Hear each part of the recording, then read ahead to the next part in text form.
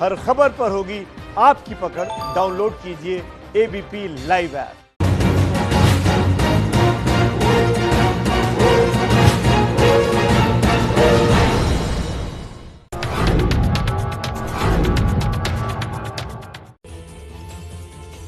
नमस्कार, शाम के 4 बज चुके हैं। एबीपी न्यूज पर अपने शो संविधान की शपथ के साथ हाजिर हूं मैं रुमाना इसार खान। शो में आज बात महाराष्ट्र के पॉलिटिकल ड्रामे की। महाराष्ट्र की उद्धव सरकार में सब कुछ ठीक नहीं चल रहा है। इसका बड़ा संकेत आज राहुल गांधी ने यह कहकर दे दिया कि कांग्रेस महाराष्ट्र सरकार में शामिल जरूर है, लेकिन फैसले लेने में उसकी प्रमुख भागीदारी नहीं। बीजेपी लगातार आरोप लगा रही है कोरोना संकट से महाराष्ट्र को बचा पाने में उद्धव सरकार फेल, इसीलिए महाराष्ट्र में लगे राष्ट्रपति शासन। सीधे आपको लिए चलते हैं। पूर्व मुख्यमंत्री महाराष्ट्र के देवेंद्र फडणवीस प्रेस कॉन्फ्रेंस कर रहे हैं इस समय। आणि फिगर सहित एकदा उत्तर मिळालं पाहिजे या दृष्टीनं मी काही निवेदन आपल्यासमोर करणार आहे। पहिल्यांदा जे काही गरीब कल्याण पॅकेज केंद्र सरकारने घोषित केलं, त्या गरीब कल्याण पॅकेजच्या अंतर्गत जे गरिबांना अन्नधान्य देण्याचा निर्णय झाला, मग त्या ठिकाणी गहू असेल, तांदूळ असेल, डाळ असेल, एकूण जर आपण बघितलं तर याच्या अंतर्गत आपल्याला माहिती आहे जो 2 रुपये किलो 3 रुपये किलोचा गहू आणि तांदूळ आहे तोही केंद्र सरकार देतं, मोफतचाही केंद्र सरकार देतं। आणि या 3 महिन्यातलं जर आपण ॲव्हरेज काढलं तर साधारणपणे 1750 कोटी रुपयाचा गहू, केंद्र सरकार 2620 कोटी रुपयाचा तांदूळ, केंद्र सरकार गेहूं और अनाज आपको देता 100 है। कोटी रुपयाची डाळ आणि स्थलांतरित मजुरांकरता ऍडिशनल 122 कोटी रुपयाचा 100 करोड़ रुपए की दाल, असं 4592 122 करोड़ रुपए का अन्नधान्य दिया, 4592 कोटी रुपयाचं अन्नधान्य 4592 करोड़ रुपए का टोटल अनाज महाराष्ट्र में आया। या ठिकाणी राज्याला दिलाय। याच्या व्यतिरिक्त प्रधानमंत्री किसान सन्मान योजनेच्या अंतर्गत इसके साथ ही 1726 कोटी रुपये हे केंद्र सरकारने दिले आहेत। जनधन 1726 करोड़ रुपए प्रधानमंत्री की एक योजना के तहत दिए गए। 1308 कोटी रुपये आतापर्यंत गेले आहेत आणि 650 महिलाओं के अकाउंट में आणि 1308 करोड़ रुपए जमा हो गए। त्या दिव्यांग ज्येष्ठ नागरिक यांना 116 कोटी रुपये असे विधवा सीनियर सिटीजन्स दिव्यांगों के लिए 116 करोड़ रुपए जमा हुए। हे आहेत 3800 कोटी रुपये। यदि हम या व्यतिरिक्त उज्ज्वला 3800 कोटी रुपए ये टोटल है जो कैश ट्रांसफर हुआ है। 73,16,000 सिलेंडर्स उज्ज्वला केंद्र सरकार दे रही है मुफ्त सिलेंडर। किंमत आहे 72,16,000 सिलेंडर महाराष्ट्र में दिए गए, 1625 कोटी रुपये। त्यासोबत जिसके ऊपर सरकार ने केंद्र सरकार ने 1662 करोड़ रुपए खर्चा किए। मधनं 758 कोटी म्हणजे ईओसीडब्ल्यू से 243, 548 कोटी, आता ज्या काही 1008 करोड़ रुपए दूसरे दिए गए। महाराष्ट्रातनं आज जवळजवळ 600 रेल्वे पूर्ण होतील। जो भी ट्रेन छोड़ी गई है महाराष्ट्र से श्रमिक स्पेशल, केंद्र सरकारला साधारण 50 लाख रुपये आणि त्याच्या तिकिटाचा खर्च जो राज्य करताय, एक रेल पे केंद्र सरकार को 50 लाख रुपए आता है। अशा रेल्वे करता 300 कोटी रुपए और जो हे केंद्र सरकारने दिले। राज्य सरकार वो 7 से 9 लाख रुपए। एसडीआरएफच्या अंतर्गत वैसे महाराष्ट्र से जो ट्रेनें चली उसमें 300 करोड़ रुपए केंद्र सरकार का खर्चा हुआ। हे 1611 कोटी कशा करता दिले तर जे माननीय मुख्यमंत्री साहेब नेहमी सांगतात की आम्ही लेबर कॅम्प्स लावले, आम्ही त्यांना 3 वेळचं जेवण, 2 वेळचं जेवण आणि नाश्ता दिला।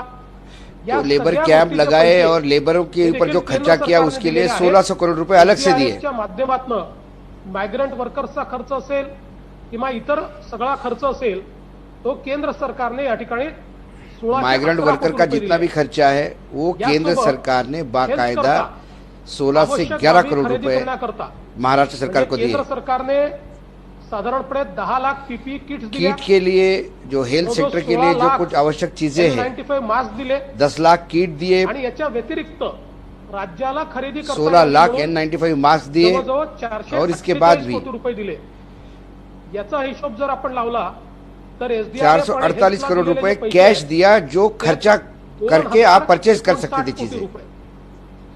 त्यासोबत डिव्होल्यूशन ऑफ टॅक्सेस इस हेड में 2059 करोड़ रुपए दिए हैं। मध्यंतरी एका मंत्री महोदयांचं ऐकलं की आमचे डिव्होल्युशन ऑफ टॅक्सेसचे पैसे मिळाले नाहीत. एप्रिल आणि मे महिन्याचे जो पैसा advance टैक्स मध्ये में पैसे खोया है हे केंद्र सरकारने दिले. अप्रैल और मई महीने का 5,648 एडवांस में कोटी रुपये केंद्र सरकार ने डिव्होल्युशन ऑफ टॅक्सेसच्या अंतर्गत 7,648 करोड़ रुपए इस मद के अंडर दिए हैं. आणि हे महत्वाचं काय तर डिव्होल्युशन ऑफ एडव्हान्स में दिया है केंद्र सरकार ने राज्य सरकार को. पैसे जमा होतात त्याच्यापैकी 41% राज्यांना जातात. त्यात प्रत्येक राज्याचा हिस्सा हा ठरलेला आहे. आता डिवॉल्यूशन ऑफ टैक्सेस में जो केंद्र सरकार के पास पैसा इकट्ठा होता है उसमें से 41% सरकार के पास आता है, राज्य सरकार के पास. त्यामुळे आलेल्या टॅक्सेस पैकी देय टॅक्स किती होता जर महाराष्ट्राच्या हिस्स्याचा विचार केला जितने टैक्सेस 1148 कोटी होता. 1148 केंद्राने दिले किती? केंद्राने दिले वैसा महाराष्ट्र को 1148 करोड़ ही मिलने थे, म्हणजे 4,500 कोटी रुपये जास्तीचे दिले. लेकिन केंद्र सरकार ने 7,648 करोड़ रुपए की बजेट सादर केलं 4,500 करोड़ रुपए जो एडवांस के तौर पे ज्यादा जी दिए. अपेक्षा केली आहे तीच गृहीत धरायची आणि त्यानुसार राज्यांचा ठरलेला हिस्सा द्यायचा. त्यामुळे आपल्याला महाराष्ट्राला 1148 कोटीच्या ऐवजी 5,648 कोटी रुपये हे केंद्र सरकारच्या माध्यमातून या ठिकाणी देण्यात आले आहेत. आतापर्यंत मी जो आकडा सांगितला केंद्र सरकार ने महाराष्ट्र सरकार को ज्यादा ही दिए हैं जो सरकार गलत बोल रही है. कोटी रुपये मी काही आकडे ढोबळ करतो म्हणजे 19,005 कोटी वगैरे पेक्षा काही आकडे ढोबळ केले आहेत. 19,000 करोड़ रुपए अभी तक दिए हैं या मदतीच्या माध्यमातून केंद्र सरकार ने राज्य सरकार को केंद्र सरकारकडनं मिळाले आहेत. याच्या अलग अलग हेड के नीचे दिए हैं. शेतमाल खरेदी करता केंद्र सरकारने जी मदत इसके बाद भी कापसाच्या खरेदी करता आतापर्यंत राज्याला एग्रीकल्चर प्रोड्यूस के लिए खरीदने के लिए 47 कोटी रुपये दिले आहेत. धान म्हणजे तांदूळ खरेदी करता 8,647 करोड़ रुपए किसानों से उपज खरीदने के लिए दिए. तूर खरेदी करता 593 कोटी रुपये दिले आहेत. चना मका खरेदी करता अरहर के लिए 125 कोटी 593 करोड़ रुपए दिए. आणि या व्यतिरिक्त पीक चना के लिए 403 कोटी 125 करोड़ रुपए दिए आणि कापूस खरेदीच्या संदर्भात और 403 करोड़ रुपए जो इंश्योरेंस का है वो दिया. पत्र लिहून सांगितलेलं आहे की तुमची खरेदी तो सुन रहे थे आप किस तरीके से आरोप बीजेपी की तरफ से लगाए जा रहे हैं. बीजेपी के नेताओं ने राज्यपाल से मुलाकात कर महाराष्ट्र में राष्ट्रपति शासन लगाने की मांग की है. हम सीधे रुख करते हैं. खास मेहमान इस समय बीजेपी की तरफ से पार्टी के प्रवक्ता सैयद जफर इस्लाम हमारे साथ मौजूद हैं. शिवसेना की नेता प्रियंका चतुर्वेदी आज की इस चर्चा में हमारे साथ शिरकत कर रही हैं. कांग्रेस की तरफ से सचिन सावंत हमारे साथ हैं और साथ ही वरिष्ठ पत्रकार अशोक वानखेड़े आज की इस चर्चा में मेरे साथ मौजूद है. मुझे लगता है पहले प्रियंका जी को आना चाहिए. और प्रियंका जी, आरोप आपने सुने. देवेंद्र फडणवीस कह रहे हैं कि भाई केंद्र हर संभव मदद कर रहा है महाराष्ट्र सरकार की, लेकिन कोरोना की मार से महाराष्ट्र को उद्धव ठाकरे बचा नहीं पाए. फेल उद्धव ठाकरे सरकार, राष्ट्रपति शासन महाराष्ट्र में लगे. देवेंद्र फडणवीस जी का एक ही काम रह गया है और वो दिन रात आकर टीवी के माध्यम से, पूरे मीडिया के समर्थन से आए दिन आकर सरकार पे हमला बोल रहे हैं. और सरकार पे इसलिए हमला बोल रहे हैं क्योंकि सरकार अच्छा काम कर रही है और कहीं ना कहीं वो देख रहे हैं कि महाराष्ट्र की जनता उनकी भी राजनीति समझ रही है. पहले दिन से ही जो राजनीति भारतीय जनता पार्टी ने की है दुर्भाग्यपूर्ण है. 105 एमएलए हैं.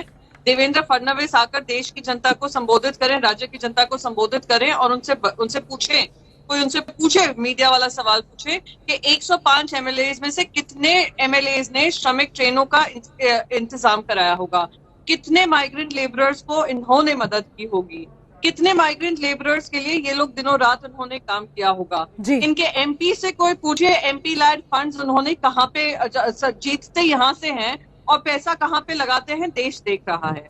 इनकी आदत बन गई है कि हर दूसरे दिन गवर्नर के घर पे जाकर बैठ जाते हैं. मैं तो गवर्नर साहब से रिक्वेस्ट करूंगी कि आप एक आउट हाउस उनको दे दीजिए, जैसे हर 10 मिनट में वो जाकर आपके ऊपर आपको आकर कुछ नोटिफिकेशन रिक्वेस्ट कर सकें.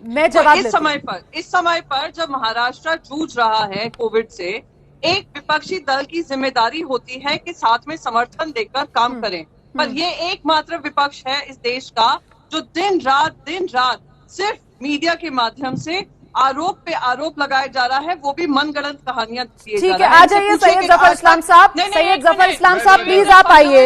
और जो प्रियंका चतुर्वेदी यहाँ पर सवाल उठा रही हैं, मुझे लगता है कि राष्ट्रपति शासन की मांग करना महाराष्ट्र में ये ऑपरेशन कोरोना हराने के लिए या ऑपरेशन कमल खिलाने के लिए महाराष्ट्र में? सैयद जफर इस्लाम। देवेंद्र फडणवीस ने कितनी बार सेंटर से मांग की कि हमारे जो 16,000 करोड़ महाराष्ट्र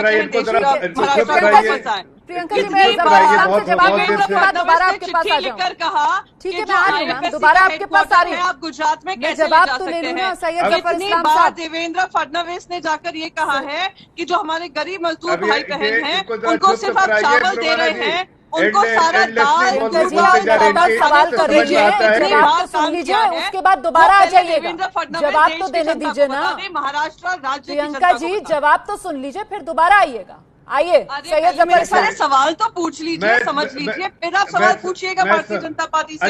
15 मिनट से हम भी देवेंद्र फडणवीस के झूठ सुन रहे थे, तो थोड़ी क्या मैं कहूँगी पेशेंस आप भी रखिए, हमारे काउंटर सवाल रुमाना जी अब आपको बताना चाह रही है कि अब आपको भी समझाना चाह रहे हैं, एंकर से बता रहे हैं कि कैसे आपको एंकरिंग करनी चाहिए। कोई उनसे जवाब मांगता। प्रियंका जी अब हो गया तो अब जवाब ले लो। 2 मिनट के अंदर अंदर हमें चुप करा प्रियंका जी अब जवाब ले लो। 15 मिनट से हम फडणवीस को सुन रहे हैं ना। नहीं प्रियंका जी अब जवाब जवाब रहे हैं ना 15 मिनट से। कर रहे थे ना प्रियंका जी, आपके नेता प्रेस कॉन्फ्रेंस करते हैं वो भी दिखाते हैं, आपके नेता प्रेस कॉन्फ्रेंस करते हैं वो भी दिखाते हैं, राहुल गांधी प्रेस कॉन्फ्रेंस कर रहे थे वो भी दिखा रहे थे। अब कौन सी प्रेस कॉन्फ्रेंस दिखाई जाएगी या प्रेस कॉन्फ्रेंस नहीं दिखाई जाएगी, ये शिवसेना तो तय नहीं करेगा ना मैडम। आज के मुद्दे पर रहते हैं, मुझे लगता है सैयद जफर इस्लाम को आना चाहिए। सैयद जफर इस्लाम, महाराष्ट्र में राष्ट्रपति शासन की मांग करना, ये ऑपरेशन कोरोना हराने के लिए या ऑपरेशन कमल खिलाने के लिए? सैयद जफर इस्लाम। रोमाना जी इनकी जो बौखलाहट है इसको जरा कम करवाइए, जरा इनकी बौखलाहट जो आपकी बात नहीं सुन रही है, लोगों की बात नहीं सुन रही है। मेरे सवाल का जवाब दीजिए। किस तरह का डिबेट हो रहा है, एंडलेसली बात की जा रही है, सैयद सवाल जफर आप कर रही है, इस्लाम जवाब वो दे रहे हैं। मैं बता रहा हूँ ये कि देखिए आपको पूरा ब्यौरा मिल गया इससे पहले कि आपका प्रोग्राम शुरू हो, डिबेट शुरू हो। जो हमारे पूर्व मुख्यमंत्री जी ने पूरा, फडणवीस जी ने जितनी सरकार ने सहायता की है वो पूरा कर दिया। एक मुख्यमंत्री है जो घर से बाहर नहीं निकलते, जिनको कोई एक्सपीरियंस नहीं है एडमिनिस्ट्रेशन का। अरे भाई पेपर वेट से काम नहीं चलता, अभी आपको एक्सपीरियंस चाहिए। ऐसे सिचुएशन में हर लोग एक्सपर्ट्स और एक्सपर्टीज को मानते हैं, यहाँ तो दोनों की कमी है भाई। यहाँ मंत्रिमंडल में ऐसे लोग हैं जिनको कोई ना कुछ जानकारी है। अब मैं पूछता हूँ कि कांग्रेस के एक बड़े नेता ने आज क्या बोला मुंबई के, सैयद जफर उन्होंने इस्लाम कहा भाई प्लीज, कि ये सैयद जफर इस्लाम प्लीज गोल मैं पोस्ट तो- मत बदलिए। ये तो कांग्रेस के नेता ने क्या बोला, कांग्रेस के नेता से मैं सवाल पूछ लूंगी। आप प्लीज मुझे ये जवाब दीजिए कि किस आधार पर आप महाराष्ट्र में राष्ट्रपति शासन की मांग करते हैं? गुजरात के आंकड़े आपने देखे या नहीं देखे? गुजरात के लिए आपके लिए अलग मापदंड होगा, महाराष्ट्र के लिए आपके लिए अलग मापदंड होगा। गुजरात हाईकोर्ट की टिप्पणी सुनिए या नहीं सुनिए? गुजरात के लिए आप अलग मापदंड रखेंगे और महाराष्ट्र के लिए अलग रखेंगे। चतुर्वेदी इसलिए मैं जानना चाह रही हूँ कि महाराष्ट्र में ऑपरेशन कोरोना हराओ या महाराष्ट्र में ऑपरेशन कमल खिलाओ, बता दीजिए ना सर खुलकर जनता को। सुन तो लीजिए। महाराष्ट्र में हमें चिंता है महाराष्ट्र के लोगों के लिए, जनता के लिए। आपको मैं ये बता दूं, प्रियंका चतुर्वेदी भी मुंबई की है, मैं भी मुंबई का हूं, इसलिए दोनों को हकीकत मालूम है। ये बोल नहीं पाएंगे, इनकी पार्टी की मजबूरी है, पार्टी रिस्ट्रिक्शन है, इसलिए नहीं बोल पाएंगी। हकीकत इनके घर में जाके प्राइवेटली पूछेगा तो आपको पता चलेगा मुंबई की हालत क्या है। यहाँ लोग डरे हुए हैं, 400-500 पुलिसकर्मी जो है वो भी इन्फेक्टेड हो गए हैं। कई ऐसे सिविल ब्यूरोक्रेट्स हैं वो इन्फेक्टेड हो गए। मुख्यमंत्री घर से नहीं निकलते, उनको डर लगता है कि कहीं वो भी इन्फेक्टेड ना हो जाए। हकीकत तो ये है कि शरद पवार जैसे इतने सीनियर आदमी को भी उनके घर में जाके मिलना पड़ता मजबूरी में, इसलिए कि मुझे मालूम है कि वो बात का जवाब नहीं दे पाएंगे, इसलिए वहां आके सुझाव देने की कोशिश कर रहे हैं। गंभीर सवाल उठा रहे हैं सैयद जफर इस्लाम, आप इतने गंभीर सवाल उठा रहे हैं, लेकिन प्रियंका जो है वो मुस्कुरा रही है। मुझे लगता है प्रियंका को बताना चाहिए कि वो मुस्कुरा क्यों रही है। प्रियंका प्लीज आइए। नहीं ऐसा है, मैं 2 बातें और कहूंगा, उसके बाद अभी मैं नहीं बोलने दूंगा जब तक मेरी बात नहीं होगी। मैं कह रहा हूँ आज शमशान घाट में हमेशा बहस में आते हैं, अपनी अपनी बारी का इंतजार कीजिए, दोबारा आ जाइएगा। 48 से 60 घंटे का वेटिंग है।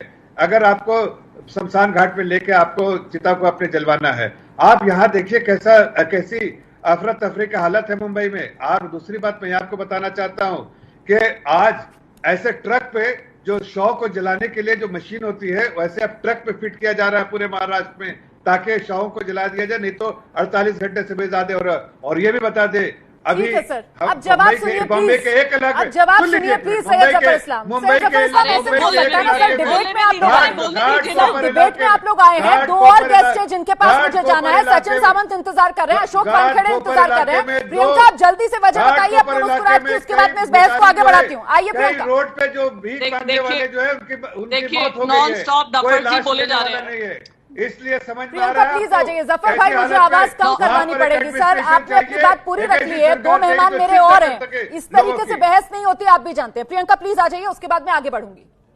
देखिए जिस तरीके से चिल्ला कर बात हो रही है, उसी से समझ में आ जाना चाहिए कि किसकी बातों में सत्य है, किसके पास तथ्य हैं, और जो सिर्फ मजबूरी की वजह से, क्योंकि उनका एक इंसान जो इतना डेस्परेट हो गया है पावर के लिए कि आए दिन गवर्नर हाउस के बाहर बैठे रहते हैं, उनका बचाव करने आ रहे हैं, तो थोड़ा हास्यास्पद लगता ही है। कह रहे घंटों लग जाते हैं, कहते बॉम्बे में बैठे, मुंबई में ये बैठे हुए हैं। मैं मुंबई के कौन से कोने में बैठे हैं जहाँ पे इनको इतना कष्ट हो रहा है, मैं भी इनसे जानना चाहती हूँ। जो झूठ बोल रहे हैं, जो सफेद झूठ बोल रहे हैं, 48 घंटे लगते हैं। देखिए ऐसा है, आपके किरीट सोमैया जी हैं, जिसको खुद मुंबई पुलिस ने उनका झूठ का पर्दाफाश किया था, कहा था फेक न्यूज फैला रहे हैं सोशल मीडिया पे। वो कौन है? वो पार्टी के वाइस प्रेसिडेंट है और फॉर्मर MP रह चुके हैं। इतने इनके झूठ खुद मुंबई पुलिस ने उजागर किए हैं, इतने इन लोगों पे FIR दर्ज हो चुके हैं, फिर भी टेलीविजन चैनल पे आकर झूठ बोलते हैं। मैं अभी भी आपको बता दूं, अभी भी इनसे बता दूं, गुजरात में मोर्टेलिटी रेट 6% है। सरकार के गुजरात में टेस्टिंग भी आधे से कम हो गई है। गुजरात के अहमदाबाद सिविल हॉस्पिटल में क्या हालत है वो जनता देख रही है। गुजरात में जो स्कैम हो गए हैं उसके बारे में कोई चर्चा नहीं करेंगे। अरे हमें कोई इस राज्य वर्सेस वो झूठ बोल के लोगों को गुमराह मत कीजिए प्रियंका जी। मुझे लगता है अपनी बारी पर हमें बोलना चाहिए, अपनी बारी पर हमें बोलना चाहिए ताकि दर्शक समझ सके। आप लोग एक दूसरे के बीच में बोलते हैं, दर्शक नहीं समझ पाता है ना। मैं दोबारा आप दोनों के पास आ जाऊंगी। मैं कांग्रेस की तरफ से सचिन सामंत जी को आप देख रहे हैं, वो हमारे साथ मौजूद है। सचिन जी, वो है ना कि जो तटस्थ है समय लिखेगा उसका भी हिसाब, और यहाँ झूठ और सच की इस लड़ाई में जब सवाल राहुल गांधी से पूछा जाता है, साहब वो तो अजब तरीके से अपना पल्ला झाड़ लेते हैं। मतलब सरकार में शामिल है कांग्रेस पार्टी, कितने मंत्री हैं आपके? 11 या 12 उद्धव मंत्रिमंडल में कांग्रेस के कोटे के, और राहुल गांधी पल्ला झाड़ते हुए कहते हैं साहब हम सरकार में शामिल हैं, फैसले लेने में हमारी कोई भूमिका नहीं है। ये कैसा बचाव है अपनी सरकार का? ये क्या कर रहे हैं राहुल गांधी? कटघरे में खड़ा कर रहे हैं अपनी सरकार को, उद्धव सरकार को। नहीं, लेकिन राहुल गांधी जी की पूरी अगर पत्रकार वार्ता को आप देखें तो उन्होंने कभी भी महाराष्ट्र सरकार को दोष नहीं दिया है। उन्होंने निश्चित तौर पर ये डिस्टिंक्शन किया है, इसकी एक तरीके की व्याख्या की है कि जो कांग्रेस की सरकार है वो कांग्रेस की सरकार है और यहाँ हम लोग अलायंस पार्टनर है। तो निश्चित तौर पर जो कांग्रेस की भूमिका है उसको हम लोग पूरी तरह से उसको इम्प्लीमेंट नहीं कर पाएंगे। हम कोशिश करेंगे, आप प्रस्ताव रखेंगे, लेकिन एक साझा सरकार जब चलाते हैं तो उसका अलग माहौल होता है। तो इसमें बुराई क्या है? लेकिन उन्होंने ये नहीं कहा कि महाराष्ट्र सरकार का दोष है। उन्होंने किसी को भी दोष नहीं दिया, ना केंद्र सरकार को भी दोष दिया है इस मामले में। उन्होंने ये कहा है कि क्या करना चाहती है केंद्र सरकार, इसके बारे में पूछा है। तो सर मैंने तो पहले ही कहा, आप जो बात कह रहे हैं कि साहब उन्होंने किसी को दोष नहीं दिया, मैंने तो इसीलिए पहले कहा कि जो तटस्थ है समय लिखेगा उसका भी हिसाब ना सर।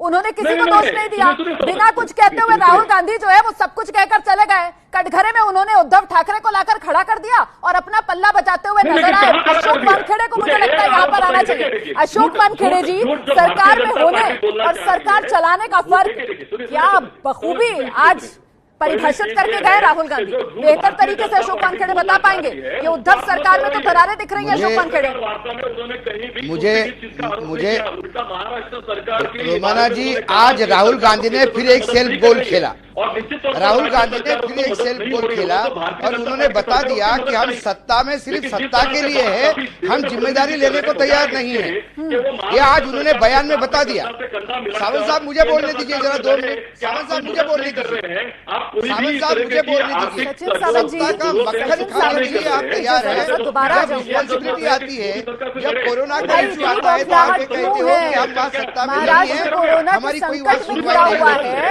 और सवाल यहाँ ये आप है कि लोगों आपको को बोलने सुनवाई की नहीं होड़ होती है तो आप सर। सत्ता में क्यों हैं? इनको सत्ता चाहिए, लेकिन इनको सर, लोगों से लेना देना रोमाना नहीं जी, है। सर, और झूठ सचिन बोलना सावंत नहीं। जी, झूठ एक बात सचिन और सावंत कहना जी, चाहूंगा। Please sir, please. आज यदि हम वापस अपने इश्यू पे आए ना सर, दर्शक समझ नहीं पा वापस रहे अपने इश्यू पे आइए आए अशोक तो वानखेड़े। आज देवेंद्र फडणवीस ने जो आंकड़े गिनाए हैं, देवेंद्र फडणवीस जी ने जो आंकड़े गिनाए हैं, उस आंकड़े से कोई ना उद्धव की सरकार ना कोई भी ये कहता है कि ये नहीं है। बाकायदा 19,000 करोड़ रुपए मिले, ये उद्धव की सरकार भी मानती है, शरद पवार भी मानते हैं, सभी मानते हैं, महाराष्ट्र की जनता मानती है। लेकिन ये भूलना नहीं चाहिए कि महाराष्ट्र इस देश में सबसे ज्यादा टैक्स देता है। देश का टोटल टैक्स कलेक्शन से अकेला 40 to 45% महाराष्ट्र से आता है। यदि महाराष्ट्र का शेयर की बात करें तो 16,000 करोड़ से ज्यादा केंद्र के पास पेंडिंग है, लेकिन उद्धव ठाकरे वो भी नहीं मांग रहे। उद्धव ठाकरे ने किसी प्रेस कॉन्फ्रेंस में जोर नहीं दिया कि हमारे पैसे क्यों नहीं दे रहे। वो जानते हैं कोरोना की लड़ाई है, पैसा किसी के पास नहीं है। पैसे किसे लड़ाई नहीं जीती जाएगी, लड़ाई जीती जाएगी सोशल डिस्टेंसिंग से और लोगों के बीच में आपको एक आत्मविश्वास पैदा करना पड़ेगा। हमारे बीजेपी के मित्र कहते हैं, जो कहते हैं कि मैं बॉम्बे में हूं, मैं उनको चैलेंज करता हूं इसी शो में, आप मुझे बताइए कौन से शमशान में आपको जगह चाहिए, मैं दिलवा देता हूं आपको। आप ये लोगों में भय फैला रहे हैं कि शमशान में 20-20 घंटे का वहां पे वेटिंग हो रहा है, ये भय फैला रहे हैं आपको कोरोना की स्थिति जैसी गुजरात में, वैसी बम्बई में है, वैसी दिल्ली में है, आप जो बात कर रहे हैं यहाँ पर अशोक वानखेड़े, यहाँ देखना नहीं चाहिए अशोक वानखेड़े बीजेपी जी, की मुझे लगता है शासन सैयद जफर इस्लाम को आना चाहिए। आज सैयद जफर इस्लाम ऊंची साहब राजनीति शायद में वेटिंग का कोरोना जब आप की लड़ाई जिक्र कर रहे कमजोर की थे, है। 48 से नरेंद्र 60 मोदी के घंटे हाथ की कमजोर कर रहे हैं आप लोग। श्रमिक एक्सप्रेस की एक वेटिंग बैठा को हुआ आप भूल दिल्ली गए में सर। आदमी वो कोरोना की श्रमिक लड़ाई अपने एक्सप्रेस जी जान से लड़ रहा मजदूर है, किस वो बार बार तरीके कह रहे हैं से कि राजनीति मत इंतजार कर रहे हैं करो। आप लोग हैं कि राजनीति लाने से बात नहीं आता है। वानखेड़े जी, अशोक आइए, वानखेड़े जी को आइए मैं सैयद लेकर जफर जाता साहब। हूं। अच्छा सुनिए, इसी प्रोग्राम में चैलेंज करता हूं मैं अशोक वानखेड़े आप जी, जो कह रहे हैं तो ना अगर जरा 36 सा भी घंटे का वेटिंग है, प्रतिष्ठा के अपने आप मुझे बताइए, मेरी बात, आप मुझे आपकी बताइए बात सुन लिया मैंने, अभी आप कितनी है सुनिए। आपके पास, कितनों को डिस्पोज अरे करना है? आपको मैं बोल रहा हूं, शमशान सुन का तो एवरेज देता हूं लीजिए। आपको। अरे सुनिए, तो आप पहले बात सुन लीजिए। मैं आपका नंबर दे रहा हूं आप ट्रस्टीज को, अभी आपको जवाब देना होगा कि यहाँ पर दोबारा कि अगर आपको घाट कोपर में नहीं मिल रहा तो आपका नंबर दे रहा हूं मैं। अभी आप उनकी चिंता आप डर मत नहीं, फैलाइए, अभी आप जफर भाई डर मत फैलाइए, और झूठ आपके जैसे मत सूर्य फैलाइए। मंदिर ये नहीं होता डर फैलाने वाला। मैं आपका कोई डर नहीं फैला रहा हूँ। यहाँ पर एडमिनिस्ट्रेशन ही नहीं है, एडमिनिस्ट्रेशन कोलैप्स कर रहा है। देखिए कुछ तो शर्म कोई एडमिनिस्ट्रेशन स्क्रिप्ट देते हैं लोगों को और ये लोग आकर टीवी पे झूठ बोलते जफर हैं। भाई, जफर भाई, रेलवे में एक बच्ची ने दम तोड़ा है, रेलवे में एक बच्ची ने दम तोड़ा है दवाइयों के लिए, लेकिन अब हम आपने अपनी बात रख दी है, अशोक वानखेड़े आपने अपनी बात रख दी है सर, मैं आपको रोक रही हूँ यहाँ पर, मैं आपको रोक रही हूँ यहाँ पर। सचिन सावंत भी इंतजार कर रहे हैं और प्रियंका भी इंतजार कर रही है। सैयद जफर इस्लाम जवाब दे दीजिए, उसके बाद पहले प्रियंका फिर सचिन जी आपके पास आऊंगी। जफर इस्लाम आइए, वेटिंग का आप जिक्र करते हैं और श्रमिक एक्सप्रेस की वेटिंग को भूल जाते हैं। अरे सुनिए, देखिए मैं आपको बता रहा हूं कि सारे, अगर महाराष्ट्र से ट्रेनों की रिक्वेस्ट महाराष्ट्र गवर्नमेंट ने नहीं दी थी, और अगर महाराष्ट्र गवर्नमेंट ने झूठ बोला, आपको फौरन जवाब दे दिया वहां रेल मंत्री ने। अगर उनको ऐसी जरूरत थी तो क्या वो महाराष्ट्र से, अरे सुन लीजिए, अरे और उनको वो फोन कर सकते थे, एक फोन करके कह सकते को बात पूरी करने दीजिए, उसके बाद आ जाऊंगी। आप बीच में बोलने लगते हैं, किसी की बात समझ में नहीं आती है।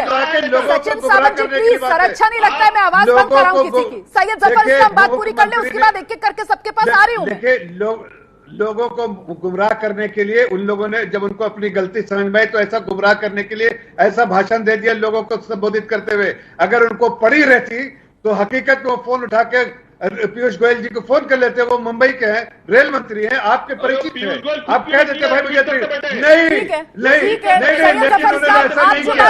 नहीं प्रियंका को आना चाहिए। प्रियंका दूसरी बात मैं कह रहा हूँ कि घाट कोपर इलाके में मैं इनका नंबर दे रहा हूँ, वानखेड़े जी का नंबर दे रहा हूँ, घाट कोपर के एमएलए साहब को नंबर दे रहा हूँ और कहता हूँ उनको कॉन्टेक्ट करने के लिए। झूठ इनका उसके बाद नंबर दे देना, अगर नहीं होगा तो मैं आपको नंबर भेज दूंगी, मैं आपको सर नंबर भेज दूंगी अशोक वानखेड़े का, आप आगे नंबर फॉरवर्ड कर देना। अभी आपने जो आरोप लगाया यहाँ पर उद्धव सरकार पर, उसका जवाब सुन लीजिए। आइए प्रियंका। सरकार के आड़े मत झूठ बोलिए। देखिए ऐसा है, इतना जोर जोर से चिल्ला रहे हैं जफर भाई को बस एक चीज बता दूं कि आप अपनी इंफॉर्मेशन का सोर्स प्लीज रिक्वेस्ट कर रही हूँ, किरीट सोमैया जी को ना बनाएं। किरीट सोमैया जी की एक बार फजीहत हो चुकी है, मुंबई पुलिस ने की है। बार बार आप उनके द्वारा जो मिली गई इंफॉर्मेशन अगर उसको यहाँ पे टेलीविजन पे दोहराएंगे, आप हंसी के और मजाक के ही पात्र बनेंगे, जिस तरीके से वानखेड़े जी ने भी आपको बनाया है।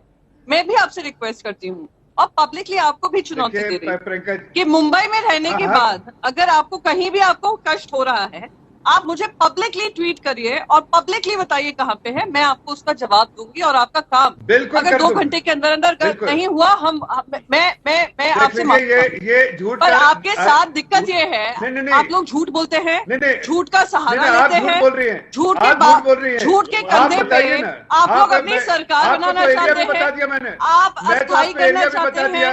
झूठ दिन अरे किरीट सोमैया जी का एरिया बता रहे हैं, आप फजीहत क्यों करा रहे हैं अपनी, क्यों देश में मजाक का पात्र बन रहे हैं आप? मैं तो आपको बोल रहा हूँ क्योंकि हो गया ऐसा है भाई साहब, गुजरात मैं एक छोटे से ब्रेक के लिए यहाँ पर रुक रही हूँ। ब्रेक के बाद भी ये चर्चा लगातार जारी है और मुझे लगता है मेरा दर्शक ये जानना चाहता है कि ये कोरोना काल संकट काल है, इस कोरोना काल संकट काल में एक राज्य के अंदर राजनीतिक तौर पर अस्थिरता लाकर क्या कोरोना से लड़ाई मुमकिन है? एक तरफ कहा जाता है कि साहब इस कोरोना काल संकट काल में पक्ष विपक्ष का भेद खत्म होना चाहिए और सबको एक साथ आकर कोरोना से लड़ना चाहिए, और करते क्या है आपस में भेद जो है वो खुलकर सामने आता है। इसी पर चर्चा आगे करेंगे। शिवसेना की तरफ से प्रियंका हमारे साथ मौजूद है, लेकिन प्रियंका चतुर्वेदी ये भी तो सच्चाई है कि मुंबई की तुलना जो है वो वुहान से न्यूयॉर्क से हो रही है।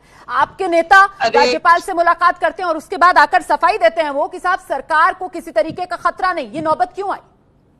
नहीं, क्योंकि सरकार को सही में कोई खतरा नहीं है। अगर झूठ के पुलंदे बांधने में भारतीय जनता पार्टी अगर व्यस्त है तो वो जो व्यस्तता उनकी है ना कि लोगों को हेल्प करने की पर रूमर फैलाने की, तो वो रूमर को रेस्ट करने का जिम्मेदारी बनती है सरकार को। रही बात वुहान से कंपेयर करना और न्यूयॉर्क से कंपेयर करना, न्यूयॉर्क से अगर कंपैरिजन करना है तो आप पॉपुलेशन डेंसिटी को करिए, पर कैपिटा इनकम को करिए, डेथ्स को करिए। 22,000 डेथ्स हो चुकी है मैडम वहां पर, और यहाँ पर महाराष्ट्र में पॉपुलेशन डेंसिटी आपको पता है मुंबई की क्या है? अगर हम सिर्फ धारावी को ही ले लें 5.5 लाख पर स्क्वायर किलोमीटर है। अब आप न्यूयॉर्क को ले लीजिए तो 26,000 पर स्क्वायर किलोमीटर है। अगर आप टेस्ट की बात करती हैं, आप कोविड पॉजिटिव टेस्ट की बात करती हैं तो लाखों के नंबर हैं न्यूयॉर्क में। आप जो बात कह रही हैं वो लगातार हम अपनी टेलीविजन स्क्रीन पर ग्राफिक्स के जरिए दिखा रहे हैं, वो आंकड़े हम दिखा रहे हैं, लेकिन मेरा सवाल ये है कि इसका मतलब आप हाथ खड़े कर रही हैं कि जिस तरीके की मुंबई की स्थिति बनी हुई है उस तरीके में मुंबई में यही होना था, महाराष्ट्र में यही होना था, क्या ये जवाब आप दे रही हैं? आप न्यूयॉर्क का पर डॉक्टर अवेलेबिलिटी देख लीजिए और आप इंडिया से कंपेयर कर लीजिए, हर चीज का कंपैरिजन उनसे करिए। सबसे पॉपुलरली डेंसली पॉपुलेटेड जो सिटी है वो हमारी है, महाराष्ट्र में मुंबई है, देश में भी मुंबई है। आप जो सफाई दे रही हैं प्रियंका, उस पर जवाब देना चाह रहे हैं सैयद जफर इस्लाम, जरा उनका तर्क सुन लेते हैं, उसके बाद दोबारा आपके पास आ जाऊंगी। आइए सैयद जफर इस्लाम। पूरा तर्क नहीं सुन पा रहे हैं, इतना आप लोगों को पेशेंस नहीं है कि पूरा तर्क सुन ले। न्यूयॉर्क से कंपेयर करेंगे, वुहान से कंपेयर करेंगे, आप इनको कंपेयर न्यूयॉर्क से कंपेयर करें। आप 22,000 से ज्यादा वहाँ पे मौतें हो चुकी हैं। हाँ चलिए उत्तर प्रदेश से कंपेयर करते हैं, चलिए मैं यूपी से कंपेरिजन करना है, यूपी से कंपेरिजन करना है, मैं यूपी से कंपेयर करने को तैयार हूं। भाई साहब आप मुझे बता दीजिए यूपी की कोविड टेस्टिंग पर मिलियन कितनी है, कोविड टेस्टिंग पर मिलियन कितनी है, आप मुझे बस ये बता दीजिए। टोटल जफर इस्लाम अभी बताएंगे उत्तर प्रदेश की कितनी टेस्टिंग है, पर मिलियन टेस्टिंग कितनी है और अब तक कितनी टेस्टिंग हो चुकी है, उसका ये पहले जवाब दे दे।